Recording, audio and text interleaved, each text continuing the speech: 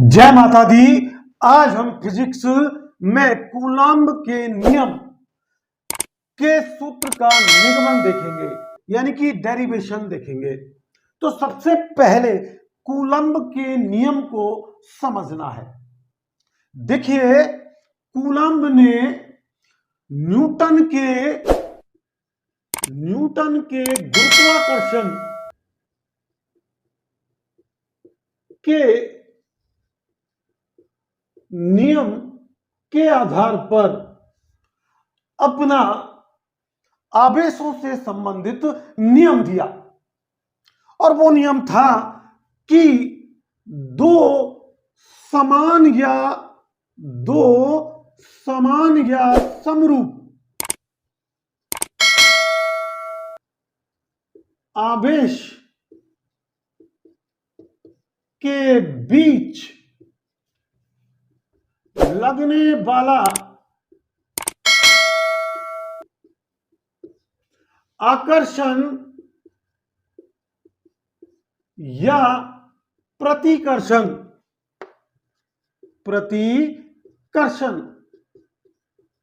बल दोनों आवेशों के गुणनफल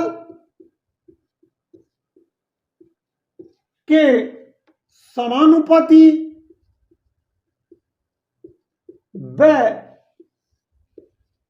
उनके बीच की दूरी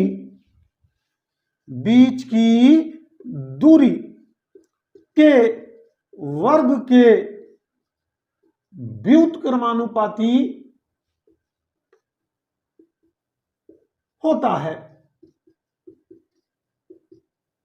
देखिए, मैं यहां इमेजिन कर रहा हूं, कल्पना कर रहा हूं कि दो समरूप आवेश हैं Q1 और Q2, जो एक दूसरे से r दूरी पर स्थित हैं। तो यदि ये सजातीय हैं, यानी कि समान हैं, इक्वल हैं, पॉजिटिव पॉजिटिव है या नेगेटिव नेगेटिव है, तो समान आवेश या सजातीय आवेशों के बीच प्रतिकर्षण बल लगता है। वे कैसा बल अनुभव करेंगे? प्रतिकर्षण बल। और यदि विजातीय यानी कि विपरीत आवेशों के बीच आकर्षण बल लगता है। यह आकर्षण बल या प्रतिकर्षण बल मैंने F मान लिया। यह जो लगने वाला बल है, फोर्स है, वो माना कि F है। तो नियम के अनुसार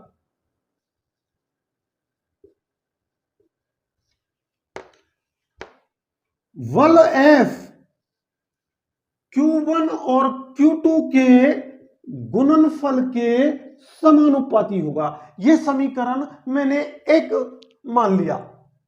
दूसरा जो हमारी परिभाषा कहती है कि बल जो है वो उनके बीच की दूरी यानी कि r के व्युत्क्रमानुपाती यानी कि अनप्रोपोर्शनल होता है, वर्ग के अनप्रोपोर्शनल होता है। यह समीकरण 2। समीकरण 1 व 2 की तुलना, तो F समानुपाती Q1 Q2 बटे R स्क्वायर। अब देखिए, हम जानते हैं कि समानुपाती यानी कि प्रोपोर्शनल का चिन्ह हटाने के लिए सदैव एक नियतांक का प्रयोग किया जाता है। तो या F बराबर के एक नियतांक ले लिया एक स्थिरांक है Q1 Q2 बटे आर स्क्वायर। ये कूलम्ब ने अपना नियम दिया जो न्यूटन के गुरुत्वाकर्षण के नियम के आधार पर दिया था। न्यूटन ने कहा था कि दो भिन्न द्रव्यमान वाले पिंडों के बीच लगने वाला गुरुत्वाकर्षण बल दोनों पिंडों के द्रव्यमान के गुणनफल और उनके बीच की दूरी यानी दोनों के द्रव्यमान के गुणनफल के समानुपाती व उनके बीच की दूरी के वर्ग के व्युत्क्रमानुपाती होता है।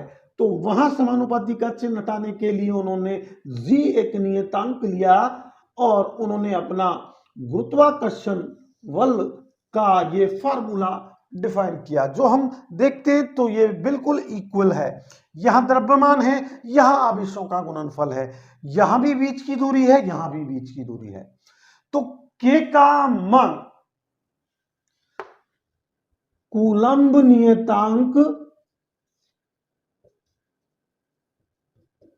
के का मान 9.0 इंटू 10⁹ न्यूटन मीटर स्क्वायर प्रति कूलम्ब स्क्वायर होता है। के को यदि हम ऐसे लिखें कि 1/4πε0 वी के को लिखा जा सकता है, जहां ε0 जो है निर्वात की विद्युतशीलता है, निर्वात की विद्युतशीलता है,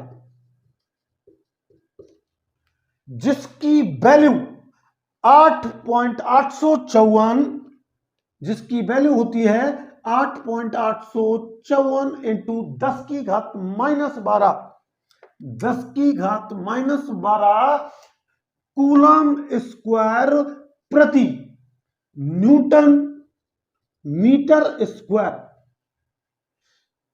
ये एक सदिश राशि होता है। जो बल है लगने वाला वो एक सदिश राशि है, वेक्टर क्वालिटी है। तो इस प्रकार हम कूलम्ब के नियम को दो प्रकार से लिख सकते हैं।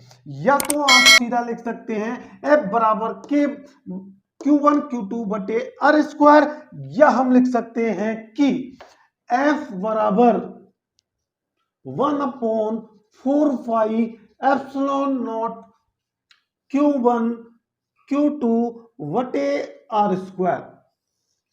इस नियम को वर्ग व्युत्क्रम के नियम के नाम से भी जाना जाता है। इसको क्या कहा जाता है? वर्ग व्युत्क्रम का नियम। तो आज आपने कूलम्ब के नियम का फार्मूला, उसकी व्याख्या देखी।